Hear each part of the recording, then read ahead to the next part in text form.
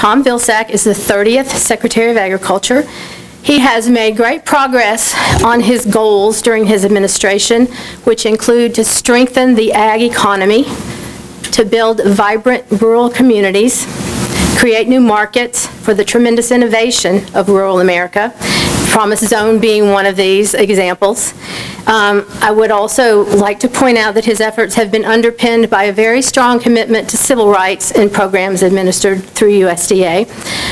Prior to this appointment, Secretary Vilsack served 2 terms as governor of Iowa in the Iowa State Senate and as a mayor of Mount Pleasant, Iowa. He is a native of Pittsburgh, Pennsylvania, and I think it's really significant that his bio includes that he was born into an orphanage and adopted in 1951. I share that luck with you, so I think that's really nice. So please join me in welcoming our very distinguished guest, Secretary Tom Vilsack, to the podium.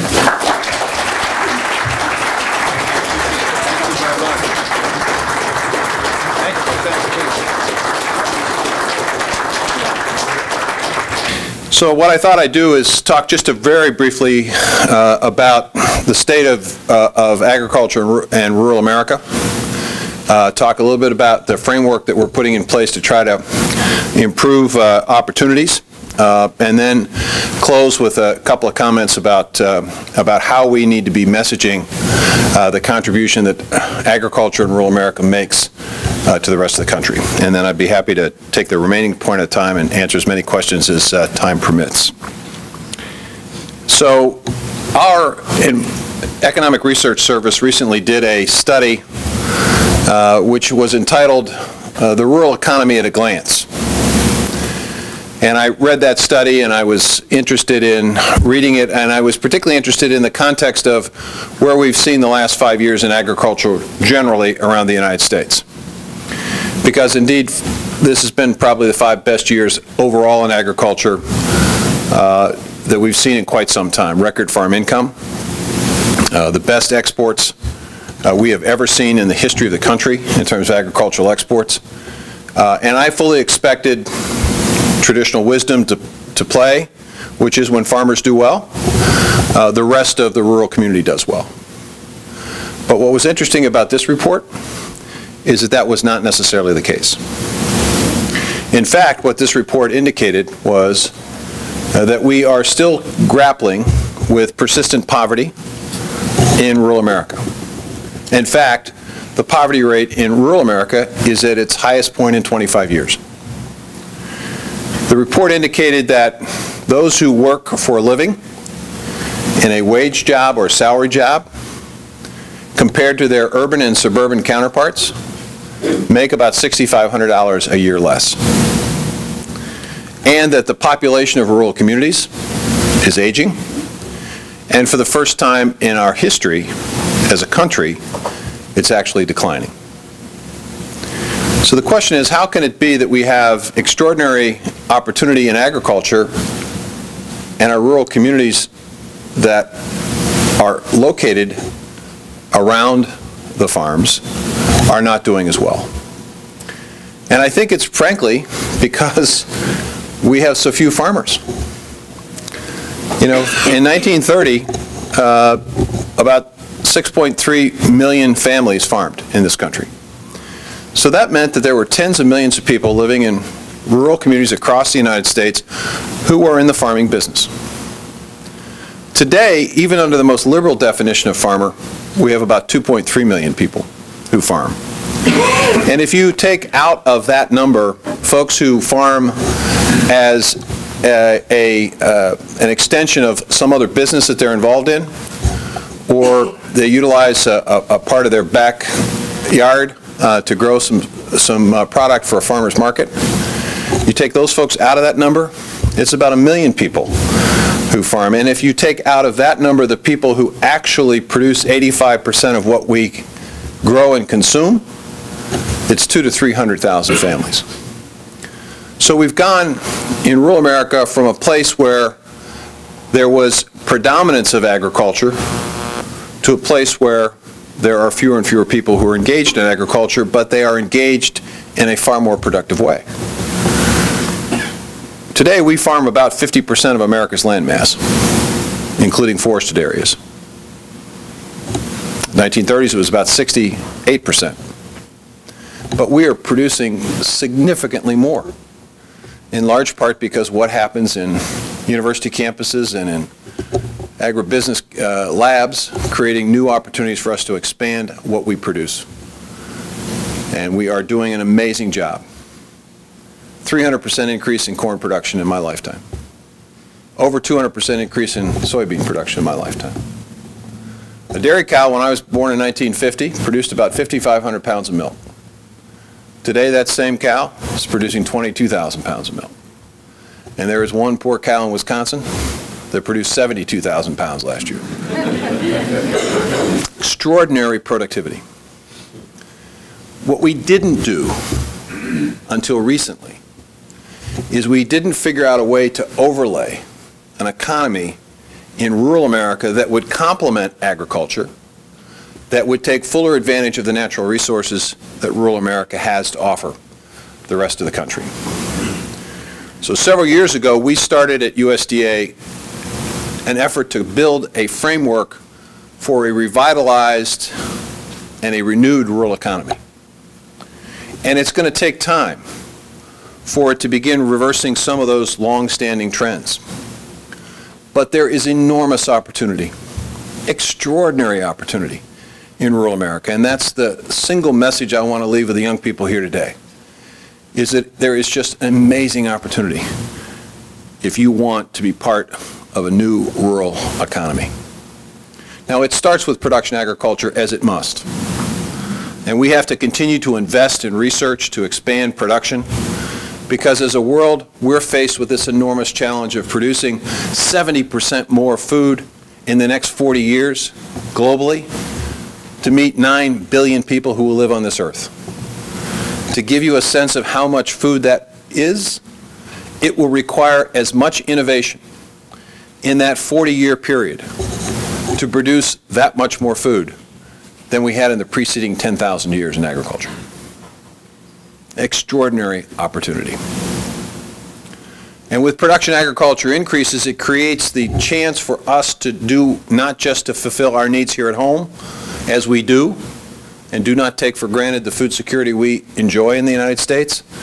We are one of the few nations in the world whose producers can actually produce enough to feed us. We don't have to rely on anyone else for food. But it also gives us a chance to export. And in the last 5 years, we've increased agricultural exports on the average by over $45 billion. On average, more than 4 million tons more food is being exported than 5 years ago, every single year.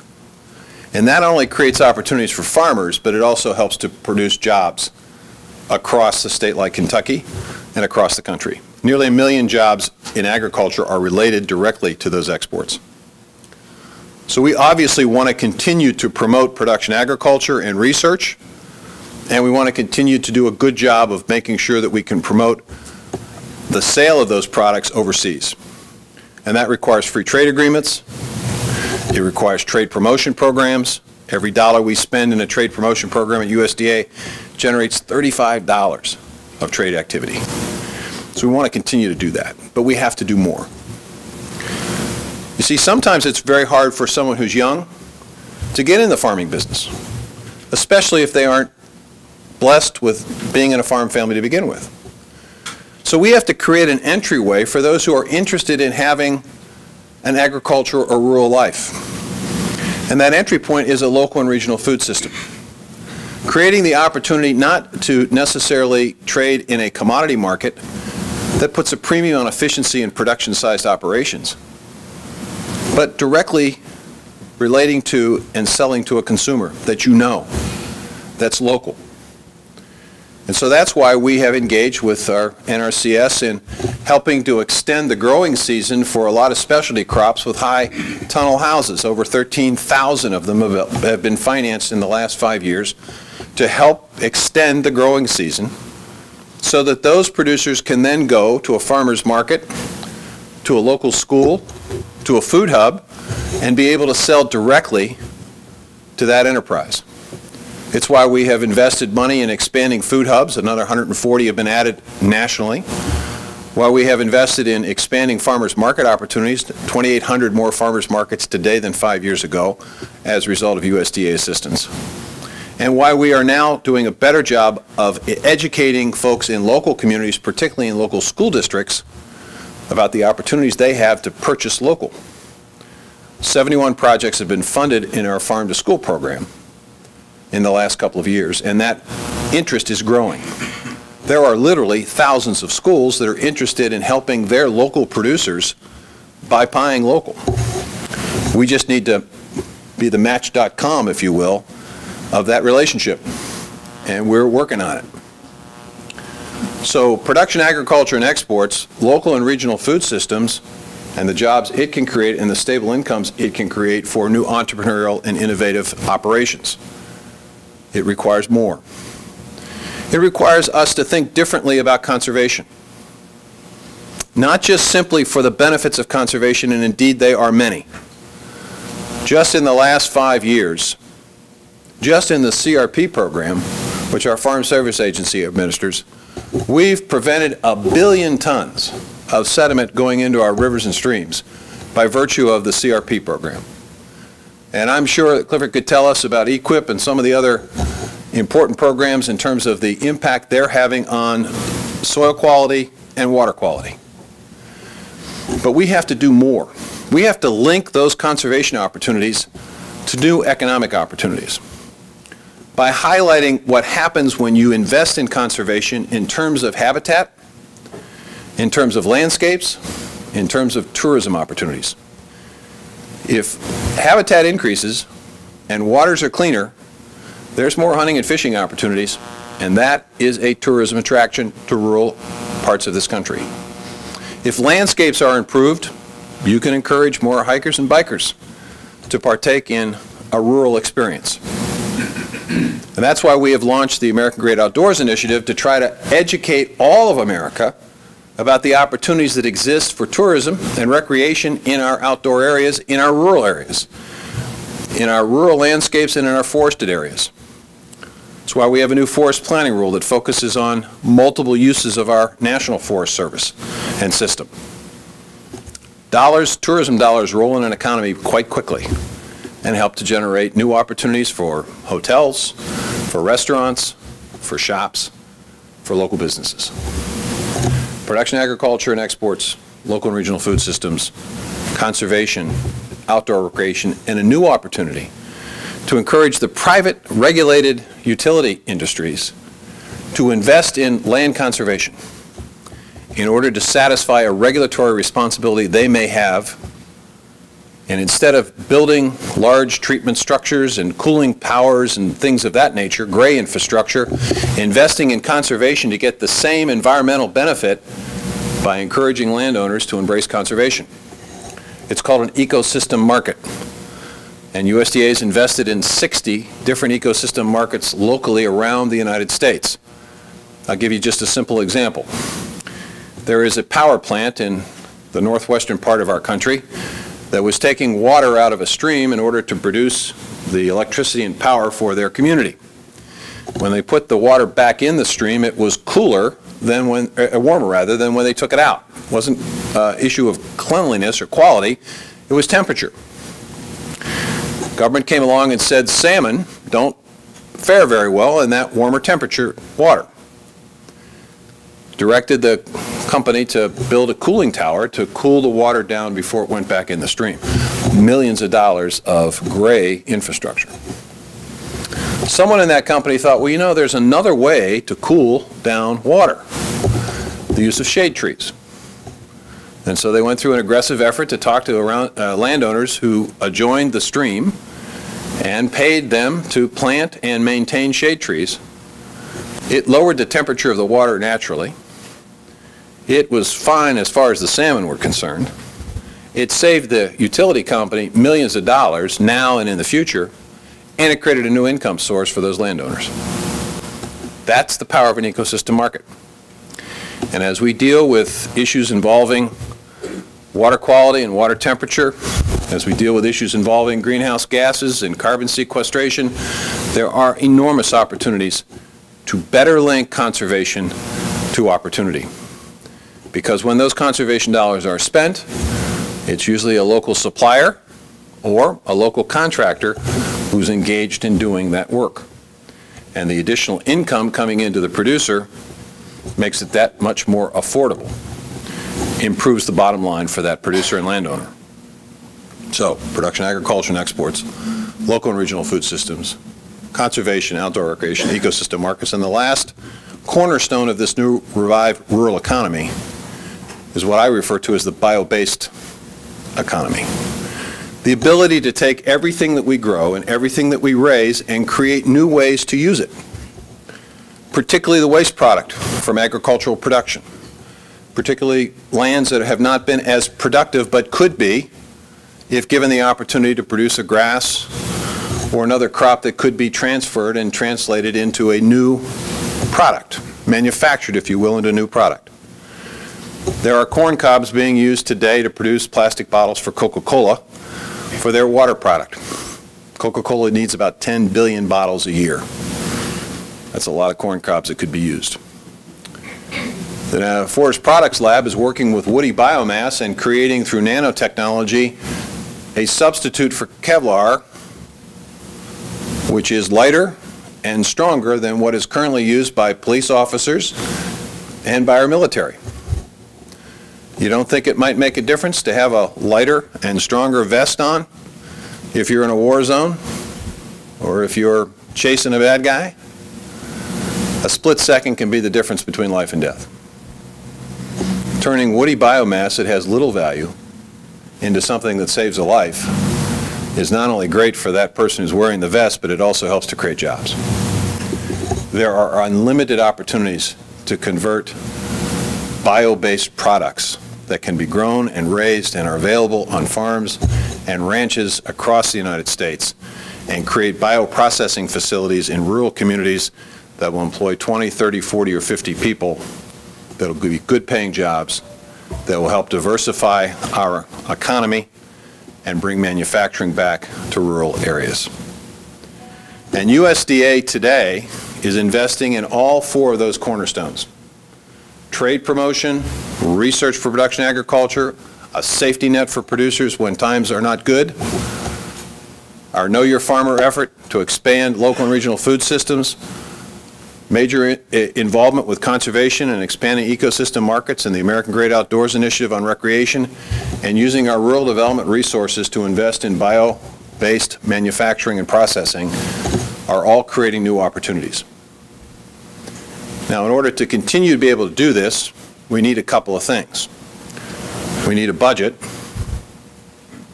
which Representative, you understand.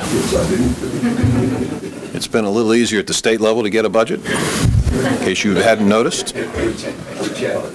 But in fairness, Kentucky has made a significant contribution at the federal level with the work of Representative Rogers and the work he's done in terms of trying to get, with his counterpart in the Senate, a budget bill for the first time in a number of years, and that's going to give us some certainty about federal resources, which is going to be quite helpful. We need a farm bill, and I'm optimistic about that.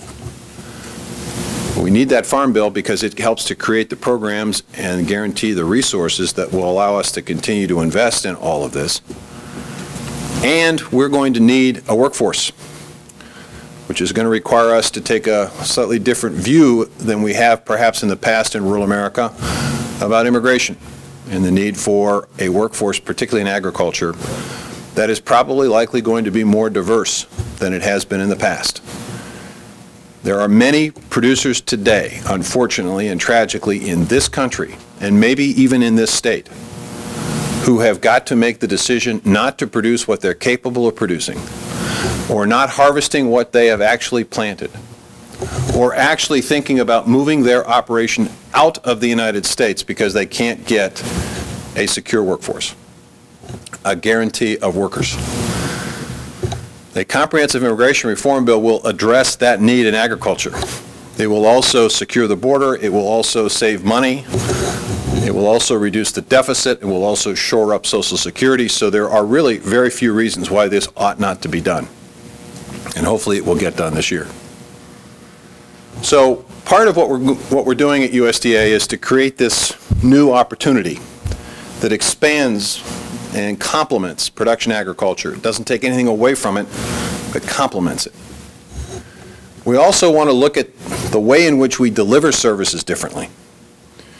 And that requires us to really think about how we break the silos down within each department of the federal government and within all of departments of federal government who invest in rural areas. Now, the Dean made reference to our Promise Zone announcement. And what that is it's a commitment to Eastern Kentucky, 8 counties in Eastern Kentucky, that we as a federal government will break the silos down. We will work collaboratively with the Department of Transportation, the Department of Commerce, the Department of Labor, the Department of Education, the Department of Human Services, Health and Human Services, the USDA, and any other department of the federal government that has a stake in Eastern Kentucky, that will work together to leverage, consolidate, coordinate our investments. We'll bring AmeriCorps volunteers down to assist and help in staffing that new opportunity. We'll provide those counties and projects within those counties preference points or priority points in any competitive grant program that they may be interested in competing in, and I will tell you that's a big deal. Just the Tiger program, which is a transportation program, extraordinarily competitive, and if you are given extra points because you happen to be in a promise zone, you go from not getting funded to getting funded. And if Congress will work with us, a series of tax credits that will make it even more lucrative for businesses to locate in a promise zone area. And this work is patterned after what USDA has done within USDA in a program called Strike Force. It's operating in 16 states, and tomorrow we'll be making another announcement about this. But we're breaking down the silos that have existed historically with the Farm Service and the Rural Development and NRCS and nutrition programs, and where they're working together collaboratively, working with community building organizations in areas of persistent poverty and saying, how can we help? How can we break the barriers down? How can we assure success? What projects do you need help on? So it's a new way of doing business, a new structure for the economy, and a new way of doing business. Two critically important steps that have been taken in the last couple of years to begin the process of trying to reverse those trends. Last point. It's just unlimited future. But we have got to talk differently, and we have to educate our friends in cities and suburbs about precisely what rural America does for them and what farmers do for all of us. It isn't enough for us to remind people that we put food on the tables of their families. It isn't enough to explain that we have this amazing diversity of food.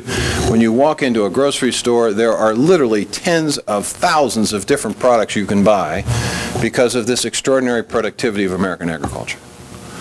It isn't even enough to explain to people that when you walk out of the grocery store with your grocery sacks, you've got more of your paycheck left in your pocket as a percentage than anybody else in the world. The average American family spends about 10% of their paycheck on food. Now, most American families, think they pay too much. But if you were in any other country, you'd be spending 25% for your food, or maybe even 50% for your food. And so it would be legitimate and reasonable for farmers to say to their friends in suburbs and urban centers, what are you doing with that extra 15% of your paycheck that you have because of this extraordinary diversity and availability and accessibility and affordability of food? What do you do with that 15%? How much is it? You live in a little nicer house? Afford a car payment for a little nicer car? Put money aside for college for your child? Maybe a little retirement nest egg that's bigger than it would otherwise be? Maybe a vacation that goes to a different place or for a little bit longer because you have that extra cash? But frankly, folks, that's not enough. We have to explain all of that. We have to explain that rural America not only provides food, but is the source of water for more than 50% of America. That it is the energy source, regardless of what energy you're talking about, if you're talking about coal, if you're talking about natural gas, if you're talking about oil, if you're talking about biomass, most all of it comes from rural areas.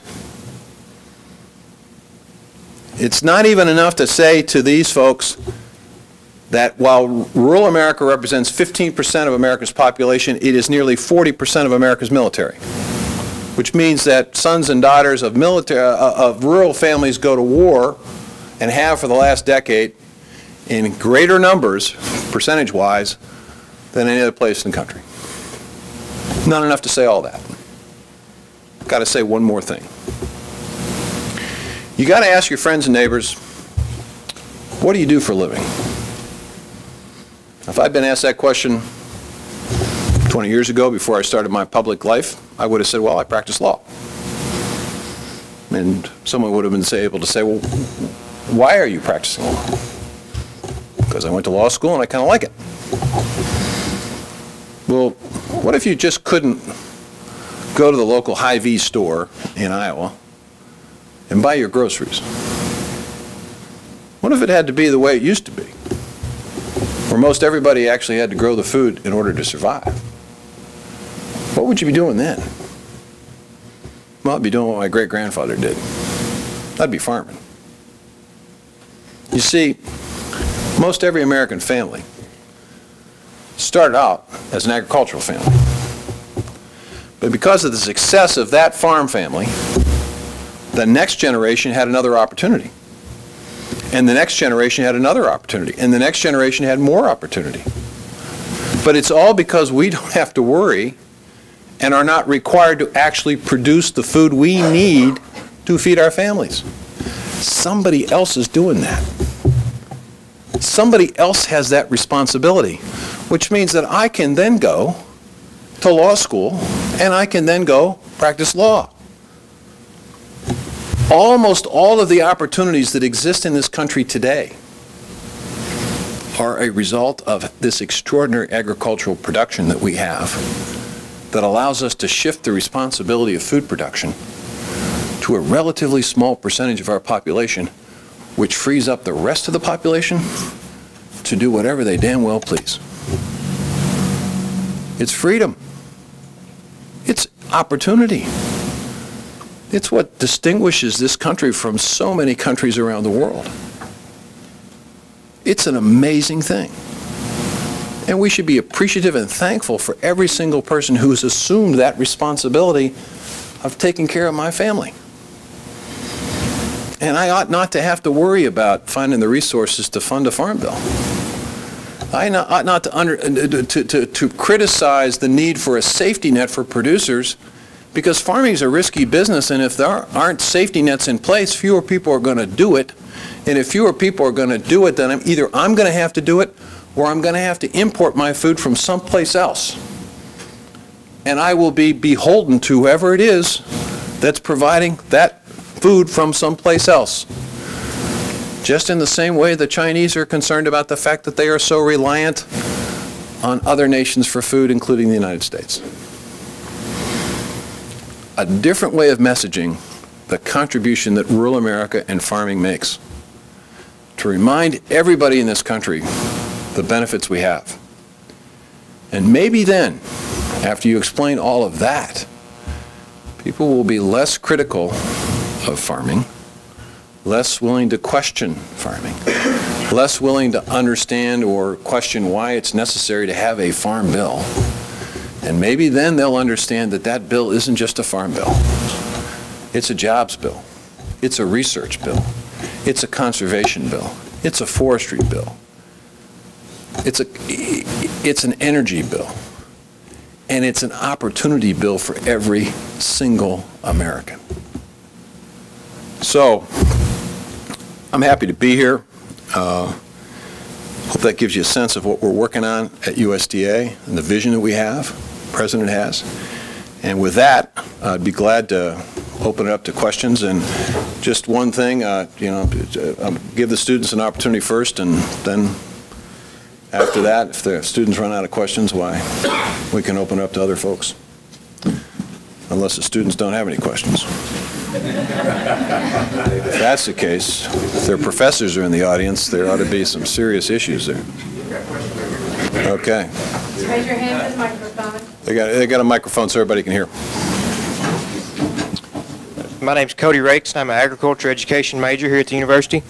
How do you see agriculture education in high school classrooms as an agent in the strengthening of the agricultural economy and the rural economy? I had FFA national leadership in my office yesterday. We were talking about this very issue.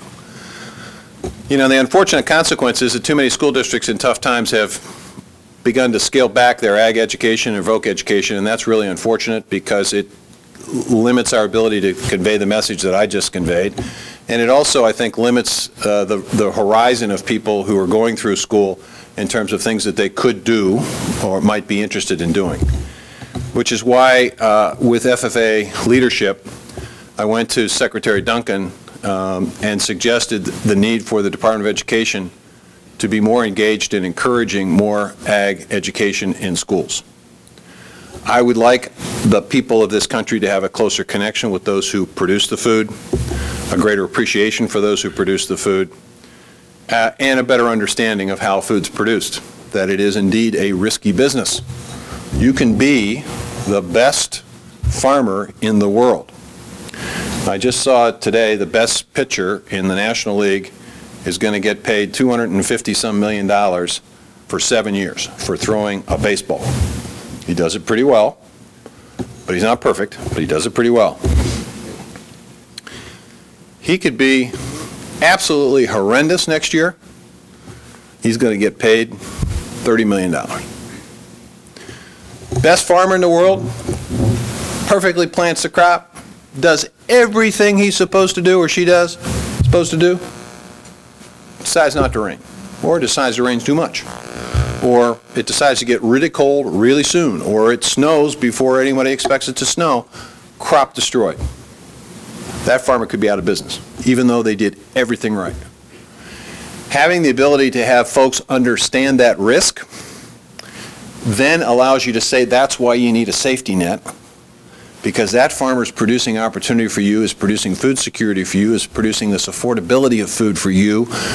But if they go out of business because the risk is too great, or they make the decision it's not worth the effort, then you're going to be reliant on somebody outside this country. And how do you feel about that? You can't do that if you don't have some vehicle, some avenue for educating people about that. That's why I think it's important.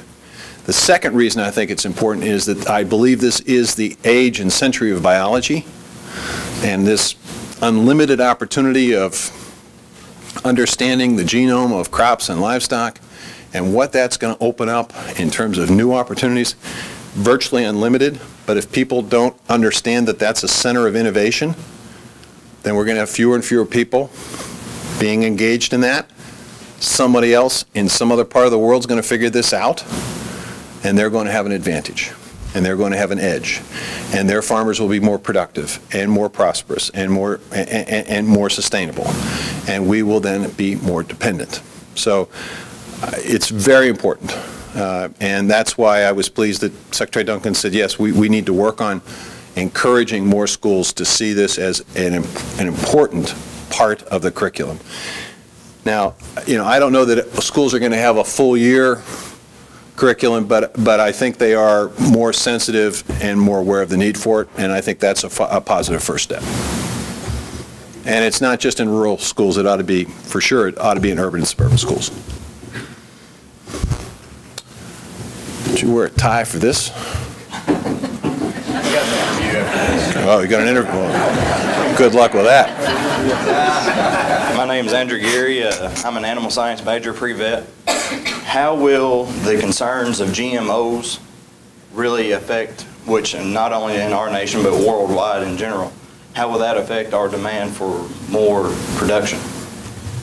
Well, that's a really important question, and it requires, unfortunately, a somewhat lengthy answer, and I apologize for this. First of all, I mentioned the fact there are so few farmers. And I mentioned the fact that so few people in America fully appreciate and understand farming. So that would suggest that you really have to focus your message on the 99% of America that doesn't farm. But the sad reality of American agriculture in part today is that sometimes the conversation is inward, not outward. And the conflicts and the challenges are types of agriculture, one type better than the other, one type purer than the other, one type more sustainable than the other. And it's frustrating for me to be in this position because it is somewhat akin to asking me which of my two sons I love the most. I love them both. I see qualities in both. So on the GMO side, what I see is this. I see a changing climate. I see scarcer water resources. I see concerns about pesticides, and herbicides, and chemicals being applied. And I think people are going to demand that we use less of that. And they're going to want and need more production, even though there's less water to produce. That leads me down the road of understanding that science is going to have to help us with tools that will enable us to continue to expand production, using less water, using less chemicals. I think genetics can help us get there. I don't know of a single study that I have seen that would suggest that there's any safety hazard with that type of operation. In fact, we've been consuming food with GMOs for a considerable period of time. So I think science has a role, and I think we need to invest in it, and we need to encourage it, and we need to make sure that it's safe. We need to check it. But that's going to be part of the answer. On the other hand, as this production increases and as it requires more sophistication, that suggests to me that you have to be a larger and larger farming operation to be able to pay for that technology, because it's going to be a little more expensive, understandably so. But you're going to have higher productivity, so it sort of is should be a net gain. That speaks to larger and larger farming operations. Well, that doesn't help repopulate rural communities. It doesn't help diversify the rural economy. And it doesn't help that young person who wants to get in the farming business but isn't inheriting 1,000 acres or 10,000 acres of land to get in the farming business. So there has to be an entry place. There has to be a way to get in the business. Well, one way to get in the business is high value-added product that you produce.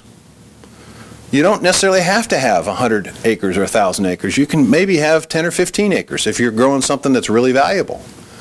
Well, that takes you down the organic path.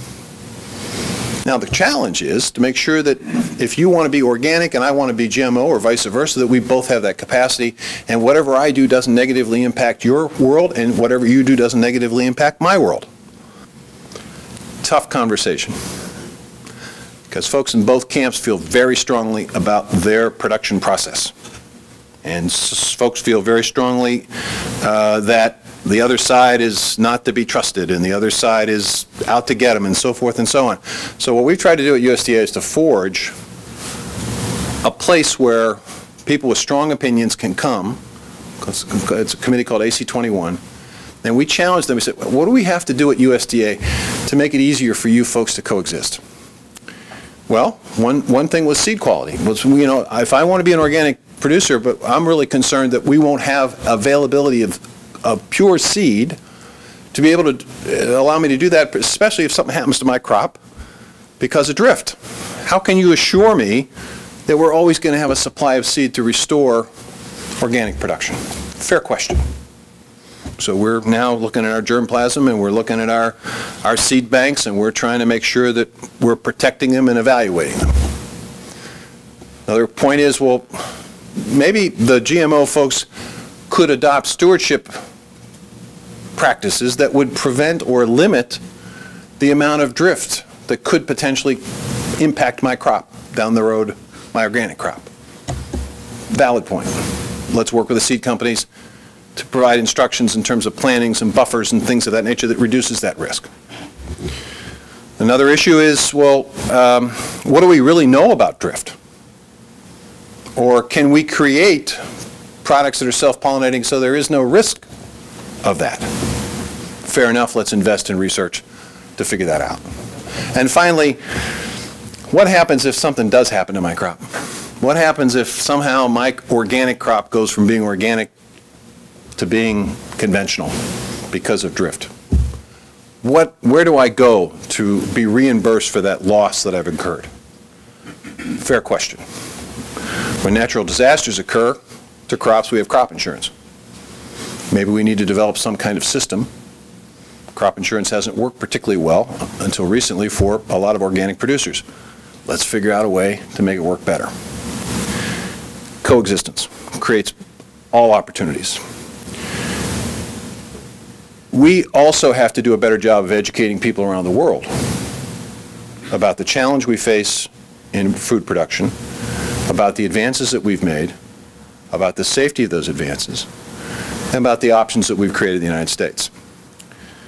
Because if we're going to continue to promote exports, folks have to be comfortable that what we're exporting them is not going to hurt them. That requires a lot more education on the part of USDA, on the part of industry, on the part of agribusiness, and on the part of producers. And it just can't be the ag minister going and talking to another ag minister. It has to be farmers talking to farmers. It has to be researchers and deans of colleges and universities here talking to deans and colleges, universities someplace else. It needs to be kind of a peer-to-peer conversation. And there needs to be international agreements that understand that perfection is not possible in agriculture, that there may be trace amounts of this or that, and the question is, what is the threshold, what is the definition, what is the maximum residue level we'll allow before something changes in character? And that has to be negotiated. So there's a lot of work to do, and trade agreements is a vehicle in part for doing it. International organizations that deal with issues involving residue levels is another way of dealing with it. Minister-to-minister conversations, exchanges with students and faculty and researchers, other ways to do it. So, complicated issue. Now, last point on this, and I'm on the minority of this. I may be a minority of one in the country on this issue. There's now an issue in many states about the labeling of products. Some people would like to be able to have it labeled GMO or may contain GMO. Our labeling philosophy in the United States has always been you label for nutritional information, number of calories, sugar content, sodium content, and you also label if there's a hazard or a warning or something that you want to put people on notice of that may be harmful to them. Like, you know, you'll see it, you know, if you got an allergy, for example, may contain peanuts. Well, you want to stay away from that. If you assume that this is not about nutrition, and if you are willing to concede that there are no studies, at least from what I've seen, suggesting that there's a safety hazard with GMOs, our labeling philosophy doesn't quite fit. On the other hand, folks say, well, but I should have the right to know this as a consumer. If I'm interested in knowing this, I should have the right to have that information. I think we're having a 20th century debate in the 21st century about this stuff, and I think we should be using technology because the young people in this audience are quite familiar with technology, utilize technology, and are going to use more and more of it. So when I see these QR code little squares on products, I have no idea what that is, but I'm told that you can use a smartphone, and all of a sudden you got a whole bunch of information. If that's true, and I'm sure you'll confirm that it is, why not have a registry or some kind of central location that would be QR coded that would allow me, if I'm a consumer and I'm really interested in knowing whether this product contains GMO, I take that smartphone, I flick it on, I get the information now, but I get it in a way that's non-judgmental, that doesn't convey a false impression about the product and the safety of the product. That gives the consumer who's interested the right to know, but does it in a way that doesn't create a false impression. I think that's the way to do this. Again, I'm maybe the only person in the country that feels that way. But in the meantime, we're going to have referendums. We're going to spend tens of millions of dollars fighting. Agriculture is going to be conflicting with each other.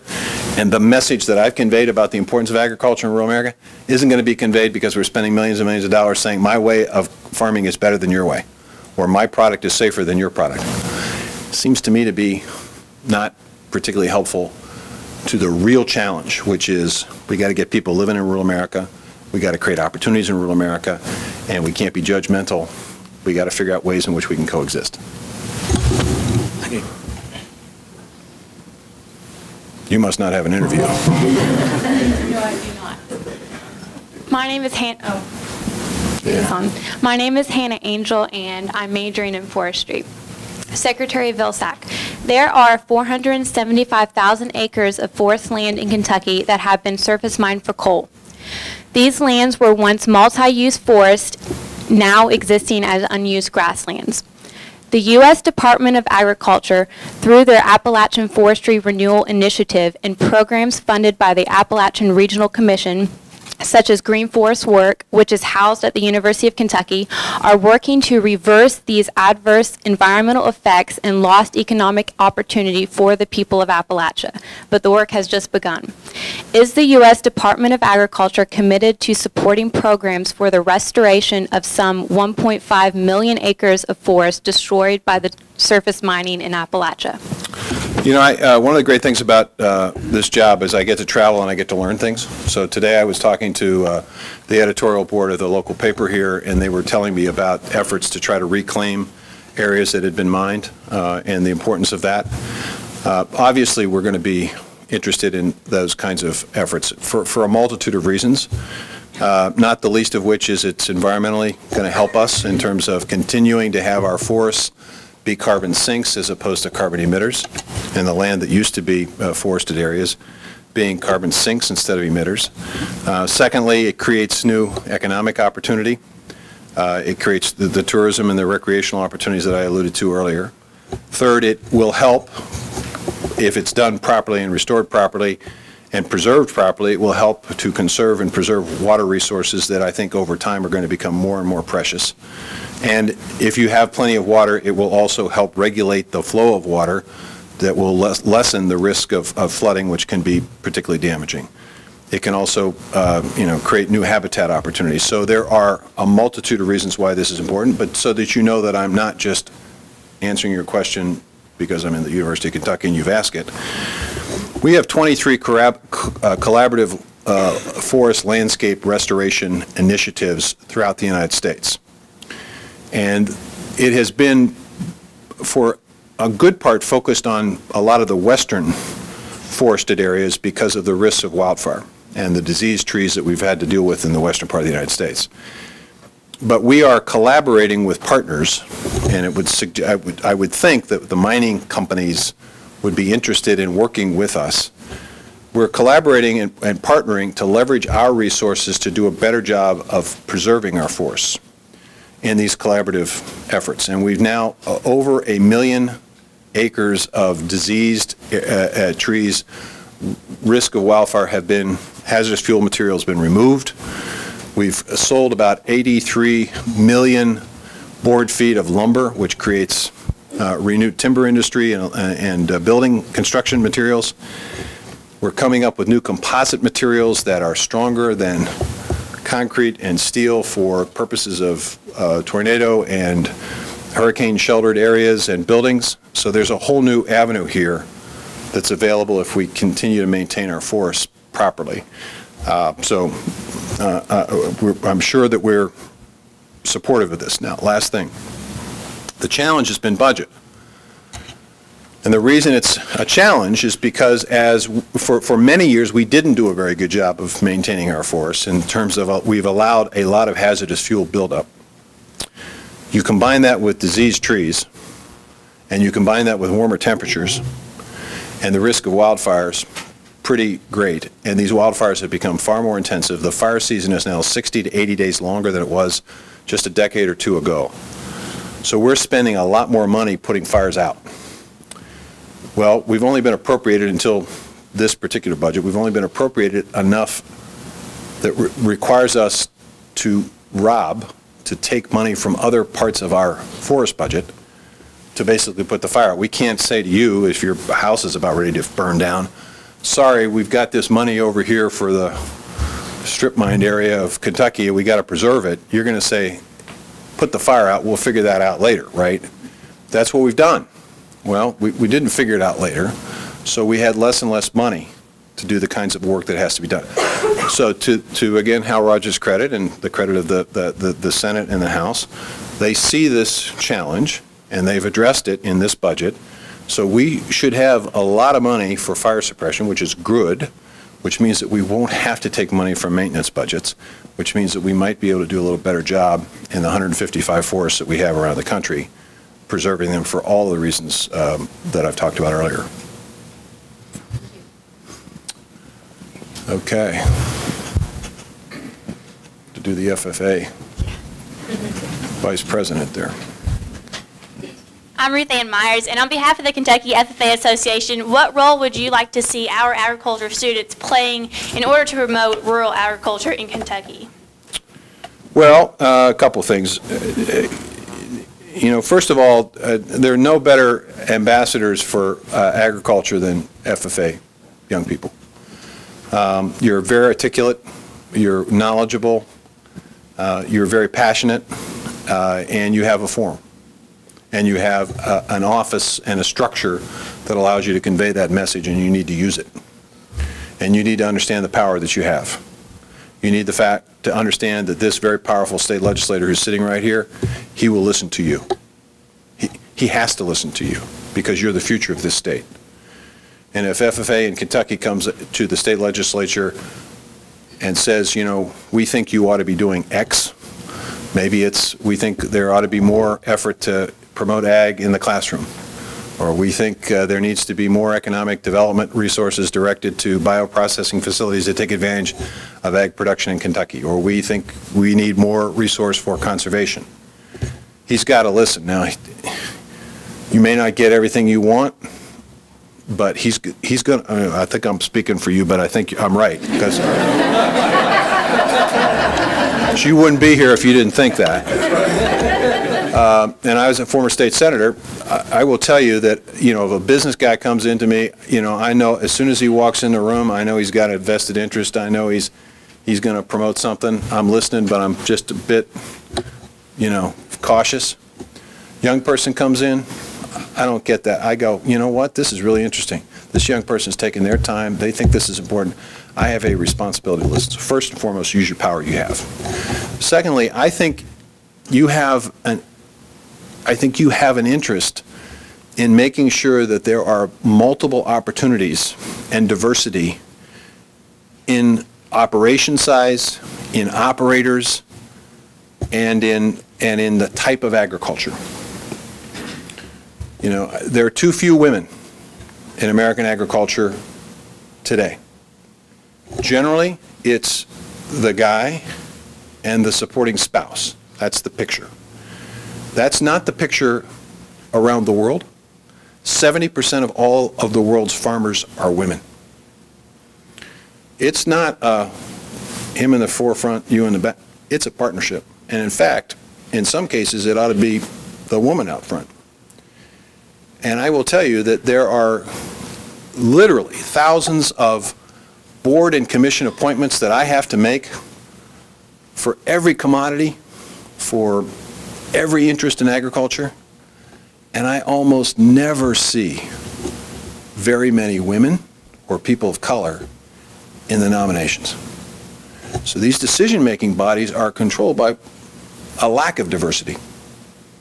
That's not a good thing in my view. So young people, you see the world differently. You see the world in a much more multicultural way. You're not afraid of change. You're not afraid of the challenge of people from other countries. You're embracing it.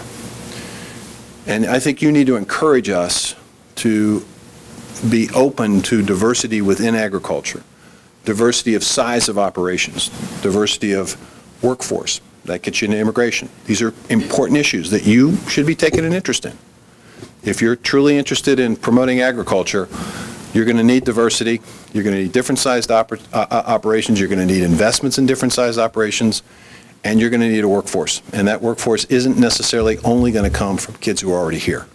It's going to come from folks who are coming in from some other place, as your ancestors did, on the belief that they could have a better life. So I think use your power. And there's a compelling opportunity out there for you to advance this vision of a renewed and revitalized rural economy that reflects better diversity and more diversity. That would be a suggestion for you to think about. One last question.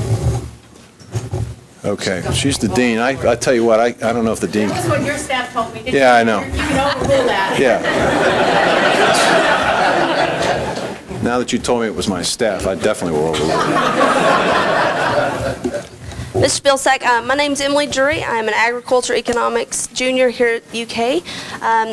Just a question, to ensure that the United States remains a food secure country and to ensure that our farms here in the United States are producing at their maximum capacity, how do you believe we should address the issue of having fewer and fewer generations returning back to work on the farm to make sure that farms are continuing to produce? How do you believe we should address that? Well, I think part of it is having this framework of a new rural economy that creates new ways and new opportunities for income and new entry points for different sized and different types of operations. Okay? So if you're production agriculture, obviously we want to continue to promote that and exports. I thought where your question was going to go was down the tax route. Most often I get a question about estate taxes. And what's interesting about that question is so very, very, very few farms actually pay estate tax. Very, very, very few. And the reason is because, number one, there's a $5 million exemption level, and most farms are not at that level. There are some, but not most. That's per person, so in a husband-wife operation, it's $10 million. And if the husband doesn't use all of his exemption or the wife doesn't use all of her exemption, the survivor can take the balance, so it's $10 million. Then there are ways to value land that brings the value down from what might be inflated at some point in time because there's a mad rush for people to buy land, or because you're on the outskirts of a city and someone says that's not agricultural land, that's development land, so it's worth 10 times what it would be worth was agricultural land.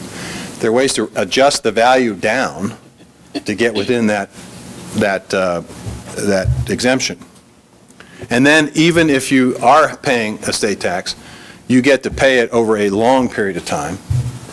Last time I checked it was 15 years, I think, with a relatively low interest rate. So that's where I thought you were going.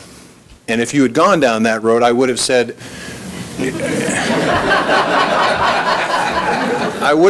rather than thinking about the estate tax, I think it would be more helpful for young people and for generational change and generational investment in new opportunities for us to talk about the income tax. And here's why. I'll use a personal example. My wife Christy and I own a farm in Iowa. It's about 590 acres. It has appreciated 8 or 9 times since we've owned it. I have 2 sons.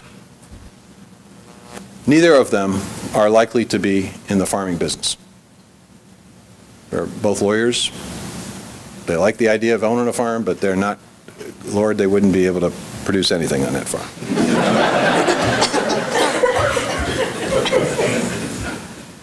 But if there was a young person out there that would want to have that farm,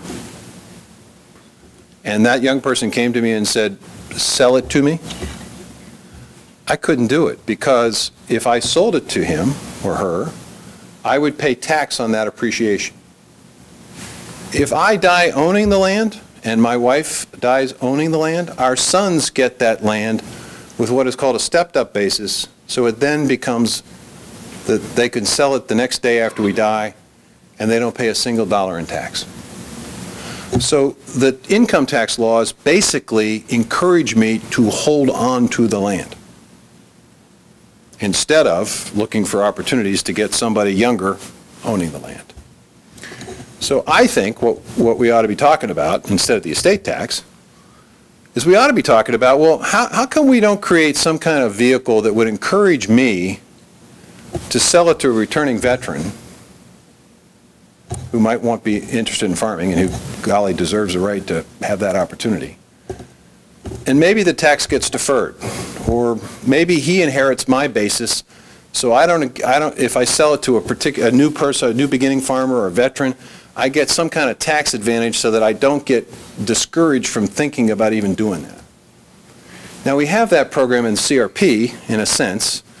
We can allow folks to extend their CRP contract for a couple of years, and about 250,000 acres have transitioned in that way, but it's relatively small when you consider how many acres we're talking about. So I think we should be looking at income tax on the tax side. I think we should be creating this new rural economy that creates new income opportunities regardless of size or type of operation. I think we should be encouraging coexistence so that you have the full range of options. You're not denied any other opportunity because we haven't figured out how to help organic producers. Organic production is only 1% of America's land. It's 5% of ag sales. So it's disproportionately high value added, and it happens to be the fastest growing segment of agriculture. Why wouldn't we want to encourage that? 107,000 farming operations are currently selling directly to a consumer or to a restaurant or to a grocery store, and it's being local, it's being marketed as local production. That's 107,000 operations that are now doing $4 to $5 billion of business a year. That too is one of the fastest growing aspects and opportunities. Why wouldn't we want to give folks the opportunity to do that? Why wouldn't we want the opportunity for a spouse or even a farmer to work in a bioprocessing facility that's taking crop residue or livestock waste and producing fuel or energy or a biochemical or a plastic that can be used instead of an oil-based, petroleum-based, relying on a foreign country-based product? Why wouldn't we want to do that, to create those kinds of opportunities? And I think if you did that, and you had more of those opportunities, and we marketed agriculture differently, so that it's not a stereotype, it's a sophisticated, very hard business, but boy, what a challenging business. And what an opportunity to change the face of this country. Bioprocessing can change the economy of this country, can bring manufacturing back. Climate change won't be a challenge if we figure out how to use our working lands and our forested areas so they become sequesters of carbon and not carbon emitters. Entrepreneurship and innovation can flourish with local and regional food systems and smaller operations with high value high value products. And production, agriculture, and exports has the great feeling of saying we are contributing to feeding the world and making America safe and secure and the rest of the world safe and secure. What is not to like about that kind of future? So I think it's a combination of policy, taxes, message, and I think it's also agriculture not fussing with each other, but figuring out a way to send a common message to the 99% of us that are generations removed from the farm and have not figured out this is a tough business, a risky business, but man, we are safer and we have far more opportunity because of it. One last question. I'll take one last question. Where do you want me to go? Well, I tell you what, I'm going to take two more questions. I'm going to take the young lady who stood up, but I'll take the younger fella who raised his, yeah, right there. He looks like a student to me. Hi, I'm a master's student in the Ag Econ program, and I came to this work came to the academy after working in the state on local food system development work. And I enjoyed that work because I think that it helped rural Kentucky, but I think it also has opportunities for micro business development in urban communities. Mm-hmm. And right now where we are in that work is that both of those communities have challenges accessing our local food, both in an urban neighborhood in Smoketown in Louisville, Kentucky, or in eastern Kentucky where folks have to travel across county lines to go to the grocery store. Mm-hmm. And right now, my local producer wants me to pay $80 or $90 for a local turkey, or he or she wants me to pay $4 a pound for a local kale. And our federal policy right now is trying to separate what I call our ag subsidies and food stamps that are, I think, supporting largely production agriculture and not really supporting regional food system development. I think that those things can have a closer connection if local and regional food was more accessible to folks who have those benefits. It could be directly supported, but right now they're very far apart from each other. I'm not sure where the question is, but well, I just kind of wanted you to I think you've comment asked on. the question, and I think you've raised the challenge, and let me see if I can respond to it. First of all, let me start off by agreeing that the notion of separating food policy from farm policy that some have espoused in this Farm Bill debate is a horrifically bad idea for farmers. Apart from how you feel about nutrition assistance, it's a bad idea for farmers because of this 99% versus 1% issue. If I'm of the 99% and I'm generations removed from the farm, I have no idea why no one's explained to me very well why I should care about a farm bill.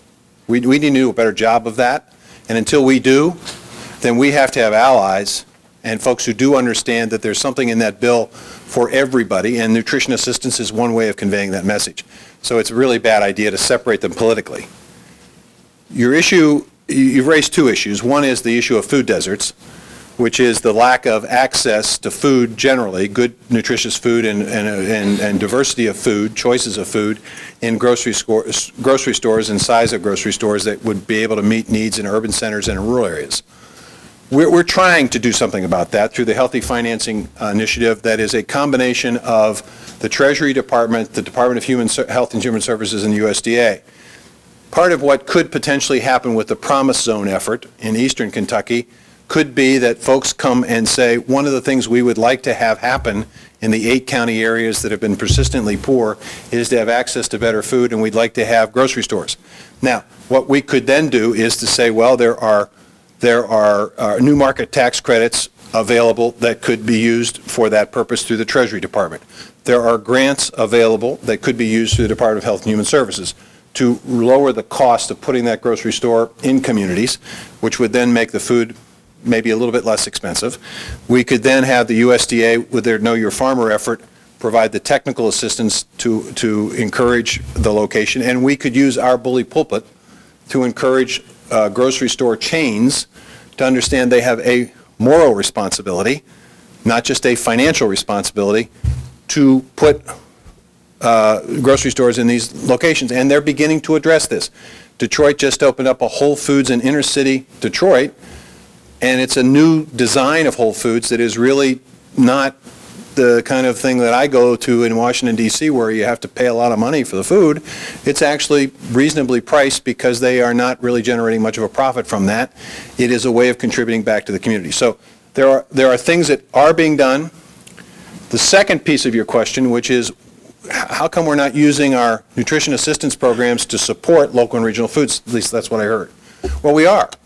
And it gives me an opportunity to market what we're doing, because obviously we haven't done a good enough job if you don't know about this. The SNAP benefits historically have been redeemed at full-scale, full-size grocery stores. But in the last 3 years, we have identified over 3,000 farmers markets where we have provided resources for them to have the electronic benefit transfer machine that would allow them to accept SNAP cards.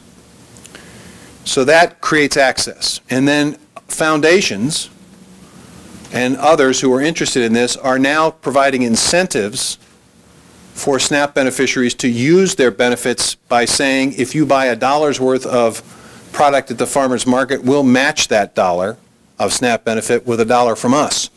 So folks are able to buy $2 worth of produce, as opposed to $1. So we are expanding that opportunity. We're also figuring out ways to make it less expensive in 2 ways. One, by aggregating a lot of this locally produced food in a food hub that can reduce some of the costs of packaging and processing and marketing and makes it less expensive, and allows that food hub to work with a grocery store or create a mobile truck that we're helping to finance that can drive around rural areas to provide access with an EPT card machine so folks on food stamps can basically use it. The second thing we're doing is educating people that fruits and vegetables don't necessarily have to be more expensive. Doing that in two ways. One, by changing the way in which we value fruits and vegetables. In the past, we've said, good Lord, if you take 100 calories of potato chips and 100 calories of broccoli, and you use that as the basis for determining which is least expensive, you're going to find that 100 calories of potato chips is like 2 potato chips. 100 calories of broccoli could probably fill this room. Naturally, it's going to be more expensive. But that's not what happens in the real world. There are portion sizes. And if you start comparing portion sizes, then what you find is those potato chips are a whole lot more expensive, and processed food can sometimes be a whole lot more expensive and clearly less nutritionally dense than that broccoli. So educating people about how to properly value, and then creating recipes, bringing chefs into schools, having our SNAP Ed efforts focus on how people can stretch that food dollar effectively without sacrificing the quality of the food that they're consuming, and encouraging more fruit and vegetable, whole grains, things of that nature. That also is happening. And it's beginning to work. I mean, there's a study out today that shows that Americans are consuming about 75 calories less a day than they were a couple of years ago. So people are beginning to be more conscious of this, and more opportunities are being created. So we got a long way to go. I don't want to suggest that we've solved the problem, but we are aware of it, which is important. And we have programs in place, and we're using those programs in place. And hopefully over the course of the next couple of years with the Farm Bill, if it provides us the tools that I'm hopeful it will provide, we can do even more of this. All right, last question. Okay, I'm Tom Cottrell. I'm what year are you in? What? Master's the program, or? I'm in the extension, and I tell the wineries how to do it right. All right, well, you're an important guy to know. So my question to you is, how and when will the United States rise to the challenge of China's BGI? China's what? BGI, their genome processing magnificent factory that's cloning pigs and all kinds of things. We're not doing that. Well, I don't know if that's accurate or not, to say we're not doing it. Well, I want to know when we're going to rise to that challenge. You know, I was with some folks from ARS yesterday, and we were talking about, on average, just in our ARS facility, just in our ARS operation, we produce somewhere between 30 and 50 patented ideas a year of new varieties, of mapping the genome, of various crops. We are, for example, we are addressing the very critical issue of wheat stem rust that could potentially cripple a lot of Asian countries that are reliant on wheat as their staple. There's actually a lot going on in this space. The problem is there's so much that goes on, it's hard to talk about it all. You know, I had this conversation with the editors of the newspaper today. Nobody really fully understands the scope of what USDA does. How do I make this point? You might find, before I got this job, I honestly didn't fully understand the reach of this department. But we've done 750,000 home loans at USDA in the last 5 years. 750,000 people actually living in a house because of what we did. Not the housing and urban development people, not the housing people, but USDA. We have invested in 3,800 water projects. Millions of Americans are now accessing cleaner water, including a few in Kentucky, I'm sure, because of what USDA did. We have 8,800 renewable energy projects through our REAP program and energy efficiency programs that have created or saved enough energy that's almost equivalent to a nuclear power plant. It's like 850 million megawatt hours of energy. Who knows that stuff? I mean, nobody knows about that, but yet we're doing it. And the ARS and NIFA, the National Institute of Food and Agriculture, are engaged in unbelievable research. I mean, yesterday I found out that there's a new batter mix made from rice that we invented at USDA that's now being processed and is creating a new business opportunity in the Midwestern part of the country that is helpful for folks who have a certain intolerance for traditional batter. So, you know, the luxury of the beauty of having fried chicken is not available to these folks, but now it is. Some people may find that a problem. I don't. But, you know, and it consumes 50% less cooking oil, so it's a little bit healthier, which is good. So, I mean, this stuff's going on all over, and the genome is being, the dairy cow is another good example. We're actually, they don't think they've tapped out the production capacity of this critter. I mean, it's just unbelievable. And so I think we're very competitive with China. And I would say one other thing, China has, this is interesting about China. I was over there last month, and they are having a hard time with biotechnology.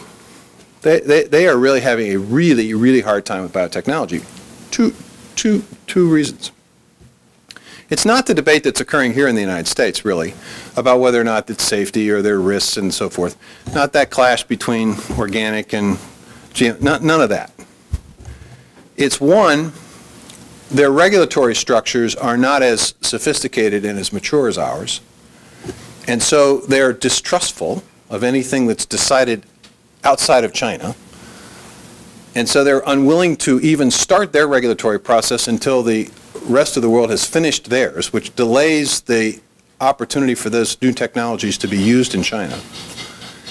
And the second reason is that they think, the populace thinks, the public thinks, that this is just the way of Western influences to seep into China and overtake China. Literally. So I'm talking to my counterpart, Minister Han, and he's trying to explain to me, this is not as simple as you would think, that just because Brazil, Argentina, and the US have signed off on a particular technology, I honestly have millions of people who are thinking that this is just another way for you guys to take over our country. That's pretty hard to overcome as a Minister of Agriculture. So they may be advanced in some aspects of science, but on agriculture, agricultural productivity, agricultural systems, they have 60 million farmers in China, 60 million. They can't anywhere near feed their people with 60 million farmers. 200,000 farmers in this country are feeding us and them. I think it's like 25 or 30% of the soybeans that are produced in this country go to China. From our small, I mean, if we had 60 million farmers, good Lord, I mean, it'd be unbelievable. So you know, you may know more about a particular project or a particular aspect of science where they're ahead of us, but on balance, I'd rather be here than there. All right? Thank you all very much.